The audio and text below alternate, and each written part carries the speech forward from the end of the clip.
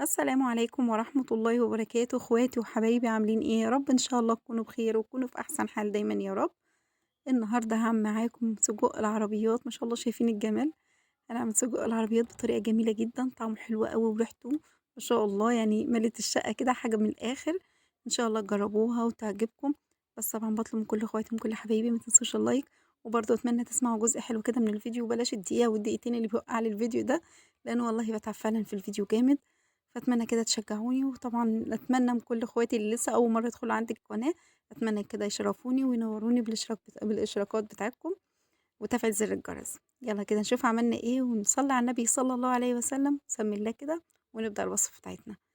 أنا هنا معايا طاسة، طبعًا الأفضل إنها تكون حاجة مش بتلزق فيها اللحوم، علشان الحاجة تطلع معاكِ سليمة زي ما هي. هنا كان عندي نُص كيلو سجق.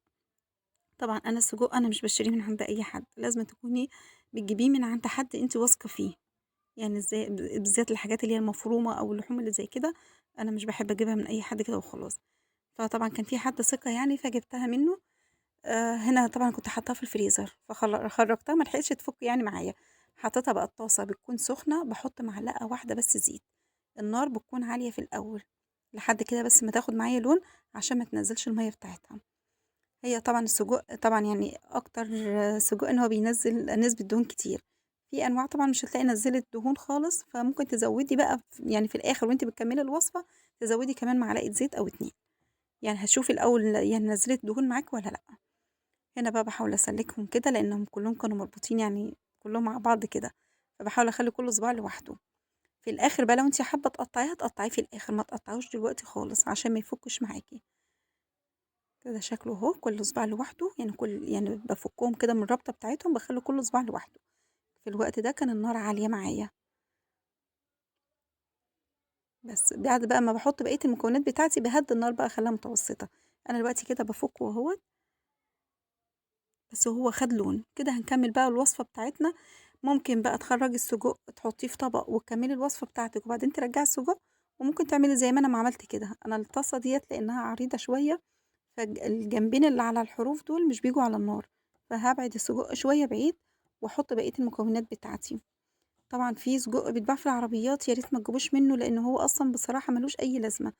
محطوط برغل على شوية حاجات كده مع شوية بهارات، ما فيهوش أي لحوم خالص، هيفُك معاكِ أول ما تحطيه على النار كده، هتلاقيه فَك معاكِ خالص، ما لهوش أي لازمة خالص. بصراحة خسارة الفلوس اللي تدفع فيه. يعني ما تجيبيش السجق ده إلا من حد تكوني أنتِ واثقة فيه، حاجته نضيفة وضامناها. هنا جِبت معلقة كبيرة توم، طبعًا زي ما قُلت لِك لو لقيتِ نسبة الدهون قليلة زوّدي شوية زيت كمان. أنا في الأول حطيت معلقة واحدة بس، لو ما نزّلش دهون تاني السجق لو ما نزّلش دهون حُطّي كمان معلقة زيت عشان تقدري تحطّي بقية الحاجات بتاعتِك.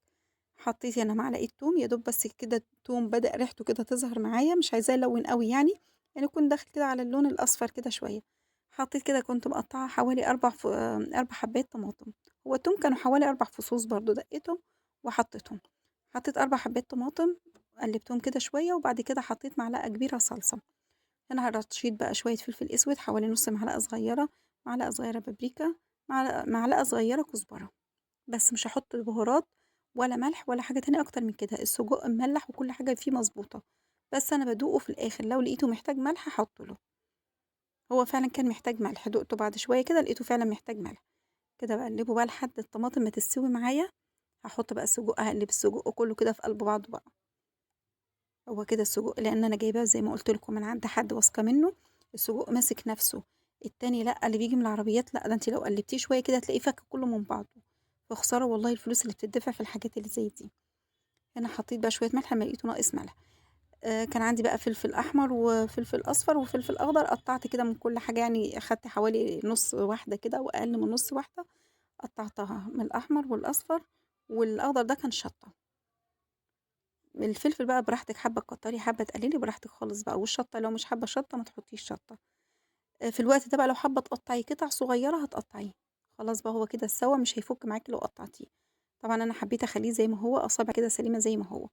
كده بقى خلاص بعد ما استوى، هاجيب بقى قطعة فحم كده أنا مولعاها على النار، حطيت ورقة فويل وجبت بقى الفحمة بعد ما ولعتها كويس خالص، حطيتها كده على الورق الفويل أو طبق يكون مثلًا أنتِ مش بتستخدميه في الأكل يعني بس مخلّيه للفحم، وحطيت عليه شوية زيت ولو سمنة بلدي كمان هتخلّي ريحته حتة تانية خالص.